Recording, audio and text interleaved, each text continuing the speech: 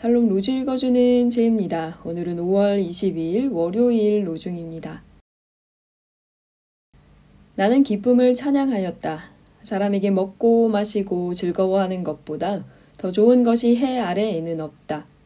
그것들은 그가 수고하면서 하나님이 그에게 허락하신 한평생 사는 동안 계속 있을 것이다. 전도서 8장 15절. 주 안에서 항상 기뻐하라. 빌립보서 4장 4절. 주님 안에서 항상 기뻐하는 하루 되세요. 샬롬 하울람. 오늘날 우리들은 성경책을 한 권으로 봅니다. 또 워낙 인쇄술이 발달해서 손 안에 쥘 만큼 얇고 가볍고 작은 책 한 권으로 성경 전체를 볼 수가 있어요. 근데 사실 성경은 그 안을 들여다보면 66권의 낱권으로 구성되어 있고, 이게 66이라는 숫자보다 더 중요한 건 뭐냐면요, 1500년이 넘는 시간 동안 기록되었다는 것입니다. 우리 역사를 한번 생각해 볼까요? 1500년 전에 이 땅에 무슨 일이 일어났을까? 1500년 전 사람들의 생각과 오늘날 우리들의 생각이 같을 수 있을까? 절대 그럴 수가 없죠. 6.25 전쟁을 겪은 세대와 그렇지 않은 세대 간에도 세상을 바라보는 시각의 차이가 굉장히 큽니다. 근데 1500년이라고 하는 시공간적 차이가 있다면 완전히 다른 생각, 완전히 다른 인류라고 봐도 무방할 거예요. 그러니까 이런 전제를 하지 않고 우리가 성경을 읽잖아요.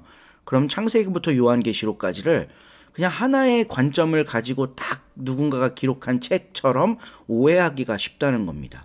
성경은 각 권마다, 그리고 한 권에서도 쓰여진 시기마다 굉장히 다른 생각들이 녹아서 반영이 되어 있는 책이에요.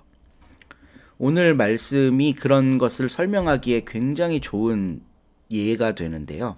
전도서 8장 15절 로중 말씀입니다. 나는 기쁨을 찬양하였다. 사람에게 먹고 마시고 즐거워하는 것보다 더 좋은 것은 해 아래 없다. 그런 일들은 사람이 수고하면서 하나님이 그에게 허락하신 한 평생 사는 동안에 계속 있을 것이다. 그러니까 먹고 마시고 즐기면서 살아라, 이런 말씀이에요. 보통 우리는 성경의 이런 대목에서 은혜를 받고 감화 감동이 되거든요. 예수님께서 우리 모두를 위해 죽으시고 희생하신 것처럼 우리들도 이 세상을 위해 빛과 소금이 됩시다. 그러기 위해서는 내 욕망을 절제하고 더러운 나의 탐심을 제어하고 사랑하며 인내하고 자비를 베풀고 하나님께 충성하고 막 이러고 살아야 됩니다. 이런데 이제 우리가 그렇지, 우리가 하나님 믿으면서 그렇게 살아야지 라고 생각하면서 감화 감동을 받아요. 근데 재밌는 건 성경에는 정반대의 이야기도 있다는 거예요. 아버지는 말하셨지 인생을 즐겨라, 이런 얘기도 있다는 겁니다. 왜 이런 상반되는 이야기들이 성경이라는 한 권의 책 안에 있을까? 바로 역사적인 상황 때문에 그래요. 이스라엘이 건국 초기에는 이제 다윗 왕과 같은 그런 강력한 왕권으로 그 성전을 건축하고 어떤 신앙적 공동체로 나라를 하나로 만들기 위해 애를 썼었습니다. 근데 후대로 가면서 점점 왕들이 그런 어떤 신앙적 본질을 지키는 것보다 다른 데 관심을 많이 갖게 됐고, 그래서 영적인 위기를 맞이하기도 했죠. 그래서 그 구약의 역사서의 마지막을 보면 그런 영적 위기 때문에 하나님이 우리를 심판하셔서 우리가 망했다라는 고백이 들어있어요. 이스라엘의 역사는 기원전 586년에 막을 내립니다. 근데 그걸로 역사가 끝나지 않아요.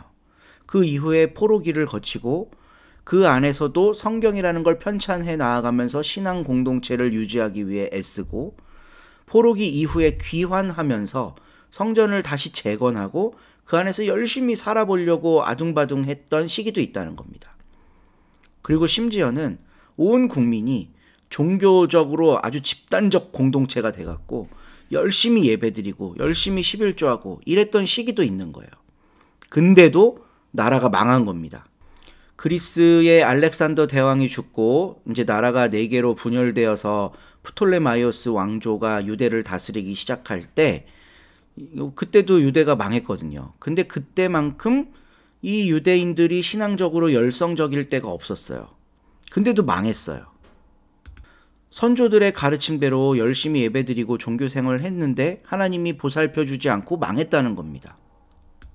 그러면 망했을 그 당시의 사람들은 하나님을 더 잘 섬겨라, 절제라, 인내라, 이런 과거의 말씀들을 어떻게 재해석할까? 그 재해석한 결과물이 전도서와 같은 말씀이라는 거예요. 하나님은 고리타분한 종교 의례나 어떤 율법을 내가 막 치열하게 준수하면서 내 살과 뼈를 갈아 넣으면서 그렇게 절제하며 살아가는 삶보다 네가 행복하게 사는 걸 원하신다. 이런 메시지가 나오기 시작하는 겁니다.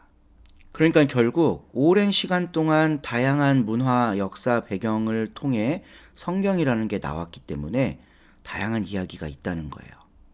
오늘 그 다양한 이야기 중 하나로 우리가 행복하게 살기를 바라시는 하나님의 마음을 전도서를 통해 봅니다. 맛있는 거 먹고 즐겁게 살고 이런 것보다 해 아래 좋은 건 더 없다. 이게 불경스러운 게 아니라는 거예요. 우리 서로님들 이번 한 주 그리고 오늘 하루 행복하시기를 바랍니다. 좋은 하루 되세요.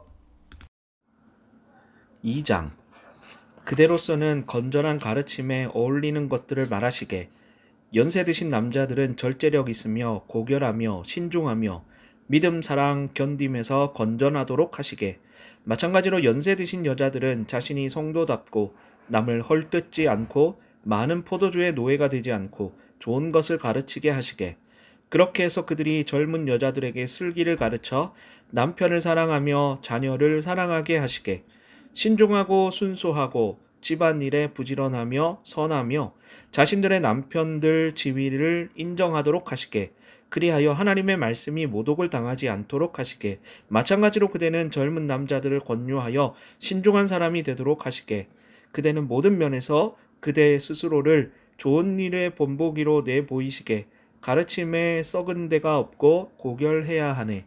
그대가 하는 말은 건전하고 꼬투리 잡힐 것이 없도록 하시게 그리하여 반대쪽 사람이 우리에 대해 나쁜 말은 한마디도 할 수 없어서 부끄러움을 당하게 하도록 하시게 종들은 모든 일에서 자신의 주인들 아래에 있으며 주인 마음에 들며 말대꾸를 하지 않도록 하시게 주인 것을 빼돌리지 않고 오히려 모든 면에서 선한 믿음을 보여주도록 하시게 그리하여 모든 면에서 그들이 우리의 구원자 하나님의 가르침을 돋보이게 장식하도록 하시게 하나님의 구원하시는 은혜가 모든 사람에게 밝히 드러났기 때문이네. 그 은혜가 우리를 교육하여 우리가 불경건한 일과 세상에 속한 욕망을 내려놓고 지금 세대에서 신중하고 의로우며 경건하게 살아가도록 하지. 그리고 복된 희망 곧 크신 하나님이신 우리의 구원자 예수 그리스도님의 영광스러운 나타나심을 간절히 기다리며 살아가도록 하지. 예수님은 우리를 위해서 스스로를 내주셨네. 그리하여 우리를 온갖 불법에서 풀어주시고 또 예수님 자신의 특별한 백성, 선한 일에 열정적인 사람으로 깨끗하게 해주시려고 말이지. 그대는 이런 것들을 말해주고 용기를 북돋워 주시게 모든 권한을 가지고 잘못을 바로잡으시게 아무도 그대를 얕잡아 보지 못하게 하시게. 아멘.